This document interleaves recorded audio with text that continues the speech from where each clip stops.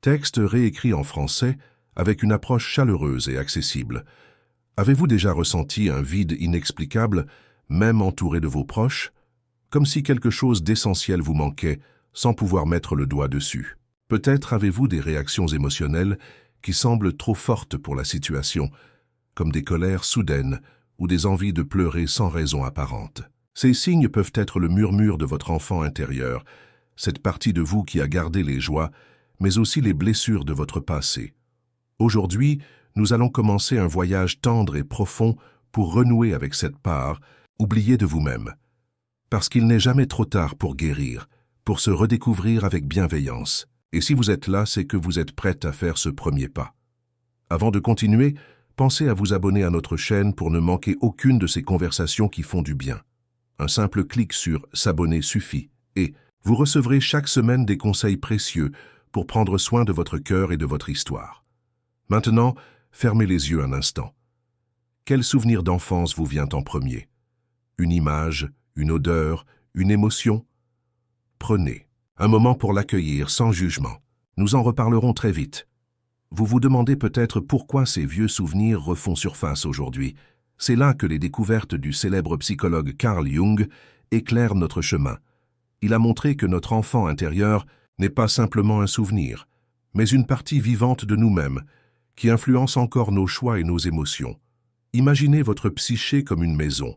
Jung disait qu'elle contient plusieurs pièces.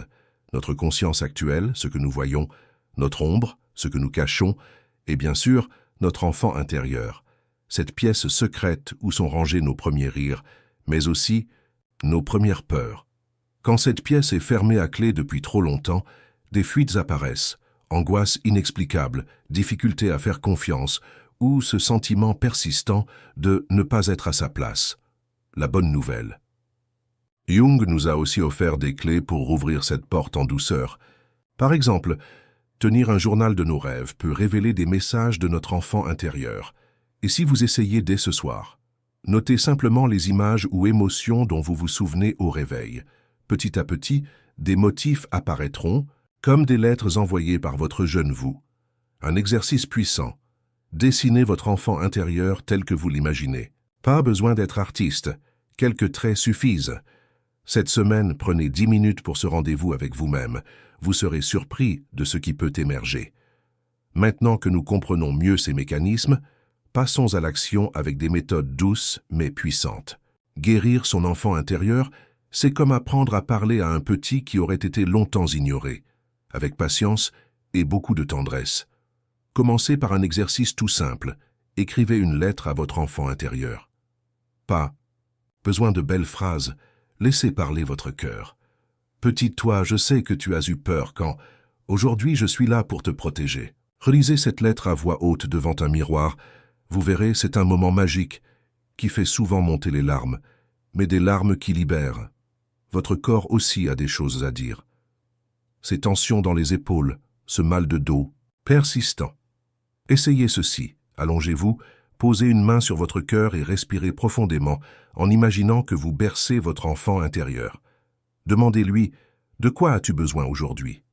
Une réponse étonnante pourrait surgir. Créez un petit coin réconfort chez vous, une boîte avec une photo d'enfance, un jouet qui vous fait sourire, une pierre douce à toucher. Ce sera votre maison sûre pour les jours où votre enfant intérieur se sentira perdu.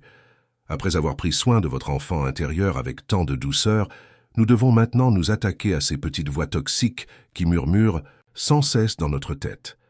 Vous savez, ces phrases qui reviennent comme une rengaine « tu n'y arriveras pas »,« tu ne mérites pas ça » ou le terrible « t'es pas à la hauteur ». Ces messages, bien souvent, ne viennent pas de nous. Ce sont des échos du passé qui se sont installés dans notre esprit comme de mauvaises herbes. La technique la plus efficace est étonnamment simple. Il s'agit de repérer ces pensées négatives et de les écrire noir sur blanc. Prenez un cahier et notez ces croyances limitantes quand elles surgissent, puis à côté, écrivez une réponse bienveillante, comme vous le feriez pour rassurer un enfant effrayé. Par exemple, si vous pensez « Je vais échouer », répondez-vous « J'ai le droit d'essayer et même de me tromper. Ce qui compte, c'est que je fais de mon mieux. » Un outil formidable que j'adore partager. Les cartes de mantra positifs. Sur des petits cartons, inscrivez des phrases encourageantes. « Je suis digne d'amour, mes besoins comptent. Je mérite le bonheur. Glissez-en dans votre portefeuille, collez-en sur votre miroir de salle de bain. Ces messages bienfaisants vont petit à petit remplacer les anciens programmes négatifs. Ces croyances qui nous ont limités si longtemps ne restent pas enfermées dans notre tête. Elles se glissent subtilement dans nos relations. Vous avez peut-être remarqué que vous attirez toujours le même type de partenaire ou que vos amitiés suivent des schémas répétitifs. C'est votre enfant intérieur qui, sans le vouloir, recrée les dynamiques de son passé, espérant inconsciemment obtenir une fin différente cette fois. Prenez un instant pour y réfléchir. Dans vos relations actuelles, est-ce que vous vous sentez parfois comme le petit garçon ou la petite fille que vous étiez? Peut-être cherchez-vous désespérément l'approbation d'un collègue, comme vous le faisiez avec un parent exigeant. Ou évitez-vous les conflits à tout prix, par peur d'être abandonné, comme dans votre enfance. Voici un exercice libérateur. La prochaine fois qu'une interaction vous bouleverse, posez-vous cette question. Qui est vraiment blessé ici? Mon moi adulte ou mon enfant intérieur? Cette simple prise de conscience peut changer toute la dynamique. Vous pourrez alors répondre à la situation en adulte, tout en apaisant votre enfant intérieur. Je te comprends, mais aujourd'hui, nous sommes en sécurité. Je sais prendre soin de nous. Tout ce beau travail mérite d'être célébré, et c'est exactement ce que nous allons faire ensemble maintenant. Imaginez ceci comme une petite cérémonie intime, juste pour vous et votre enfant intérieur.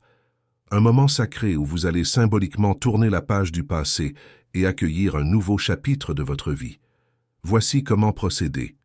Trouvez un objet qui représente pour vous une vieille blessure. Ce peut être une photo, un vêtement ou simplement un mot écrit sur un papier. Dans un endroit calme, prenez cet objet entre vos mains et dites-lui adieu avec ces mots. Merci pour la leçon, mais maintenant je choisis de me libérer. Ensuite, détruisez-le symboliquement. Vous pouvez le brûler, en sécurité, l'enterrer dans votre jardin ou le déchirer en petits morceaux, puis faites place à la lumière. Allumez une bougie, choisissez une pierre ou un bijou qui vous plaît et consacrez-le comme votre nouveau talisman. Dites à haute voix, « Aujourd'hui, je nais à nouveau. Je porte en moi la sagesse de mon passé et l'enthousiasme d'un nouveau départ. » Ce rituel, aussi simple soit-il, crée un puissant ancrage dans votre inconscient. Votre enfant intérieur entend ce message et enfin peut se reposer. Car il sait désormais que vous, l'adulte, prenez les rênes avec amour. Mot de la fin. Merci d'avoir suivi cette aventure jusqu'au bout. Si ces mots ont résonné en vous, faites-le nous savoir en commentaire. Votre témoignage pourrait être le déclic pour quelqu'un d'autre. N'oubliez pas de vous abonner pour d'autres voyages intérieurs. Et surtout, souriez à cet enfant que vous étiez. Il fait désormais équipe avec la merveilleuse personne que vous êtes devenue.